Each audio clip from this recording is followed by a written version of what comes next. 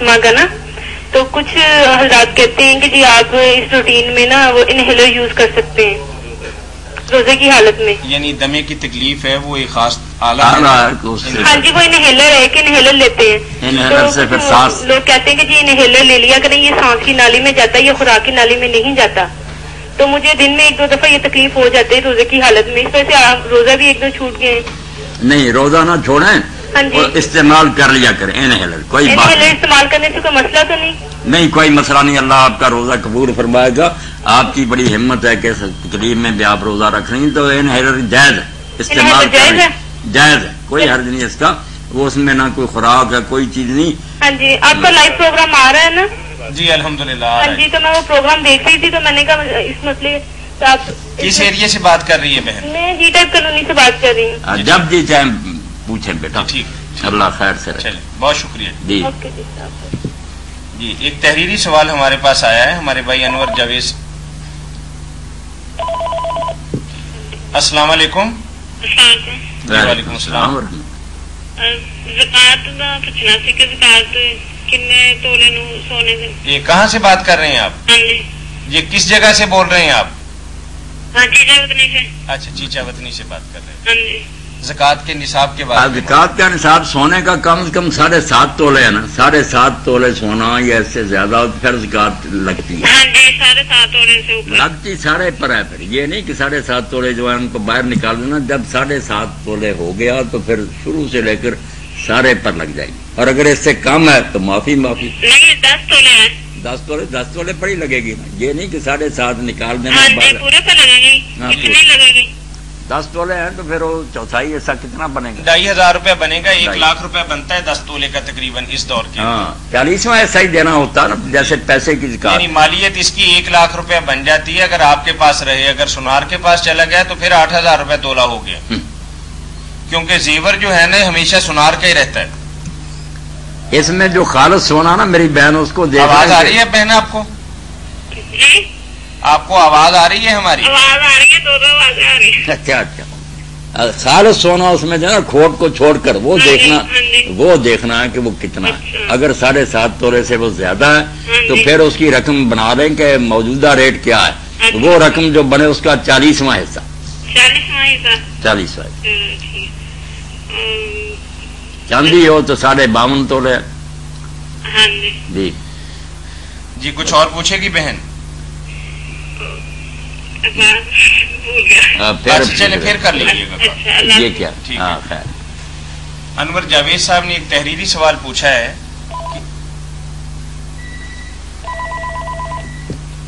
अस्सलाम वालेकुम।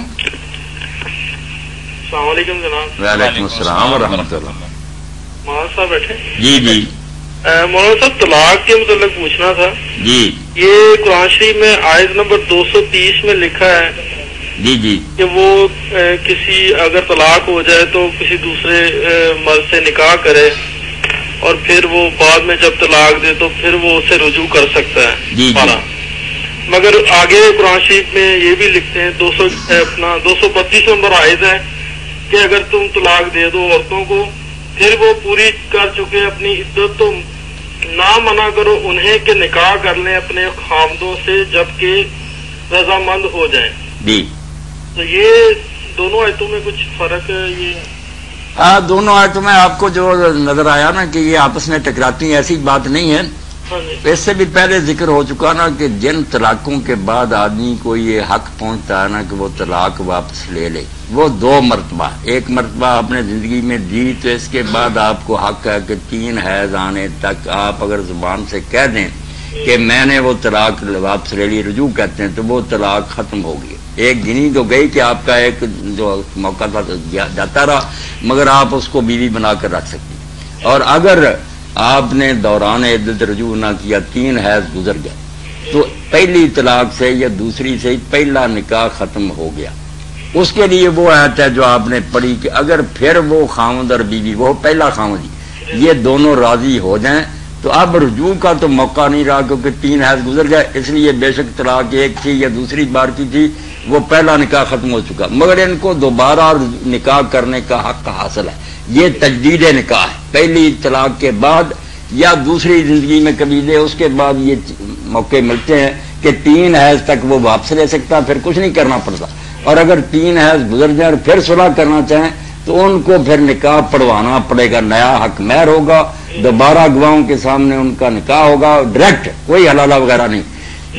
اگر ہو گئی تیسری طلاق کبھی، پھر وہ آیت ہے جو آپ نے پہلے پڑھی کہ اب نہیں واپس آ سکتی، نہ رجوع سے نہ نئے نکاح سے.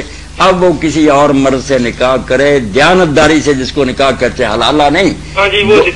وہ لکھا دونوں ایمانداری سے بسنے کے لیے نکاح کریں، بستے رہیں.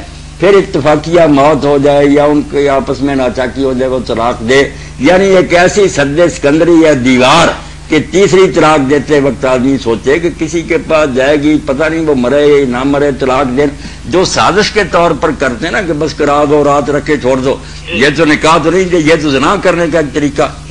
جو سچ مجھ وہ تو تیسری طلاق کے لیے اللہ تعالیٰ نے ڈرایا ہے کہ 1000 مرتبہ سوچ لو. اب یہ کسی مرد کے پاس جائے گی، وہ اپنی مرضی سے طلاق دے یا مرے، پھر دوبارہ آئے گی. تو باتیں سب ٹھیک ہیں کہ پہلی طلاق اور دوسری کے بعد تو انسان کو 3 حیض تک رجوع کا موقع ہوتا ہے. اگر رجوع نہ کرے، یہ حیض گزر جائیں، پھر بے شک 10 سال ہو گئے بیٹھے ہوئے، 20 ہو گئے، وہ دوبارہ دونوں صلح کرنا چاہیں تو وہاں اللہ نے کہا کہ رشتہ دار رکاوٹ نہ ڈالیں.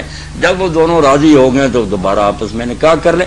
اگر تیسری دے چکا ہو، پھر وہ پہلا مسئلہ ہے کہ کسی کے گھر بسے، وہ طلاق دے یا مرے. تو ایسے تو ساری اپنے اپنے جگہ ٹھیک ہے. 3 طلاقوں کے بعد وہ ہوگی کہ کسی سے نکاح کرے، اور پہلی اور دوسری کے بعد یہ دوسری آیت ہوگی کہ 3 حیض تک رجوع، ورنہ دوبارہ آپس میں صلح کر کے نکاح کر سکتے. جی بہت شکریہ. ہاں، بڑی خوشی ہوئی. اللہ فضل فرمائے. جی بھائی انور جاوید صاحب نے سوال پوچھا کہ ہماری مسجد. جی السلام علیکم. وعلیکم السلام. جی بھائی جی زکات کا پہلے آپ سے پوچھا تھا. ہاں ٹھیک ہے، اتنی سے تو سونے کا ریٹ 10,000 اور 600 ہے. ہاں تو 1 تولے کا، تو اس میں سے کتنی زکات نکلے گی 10,000 اور 600 میں سے؟ آپ ایسا دیکھیں نا کہ 10,000 یہ تو اندازے والی بات ہے نا، بالکل 100% تو ہم نہیں بتا سکتے نا. ہاں جی. آپ کا کوئی تقریباً 1,02,000 روپے بن جائے گا.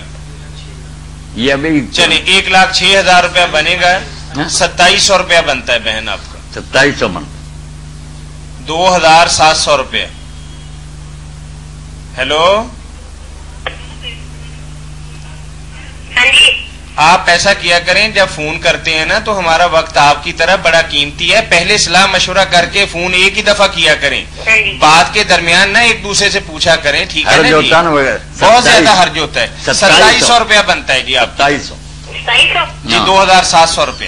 ٹھیک ہے جی چلیے اللہ بہت شکریہ. قبول فرما. جی انور صاحب نے کیا لکھ کر بھیجا؟ جی انور صاحب نے لکھ کر بھیجا ہے کہ ہماری مسجد میں جو قاری صاحب ہیں، چونکہ اب لوگوں نے فرض کر لیا ہے کہ تراویح کے اندر کال لے لیں.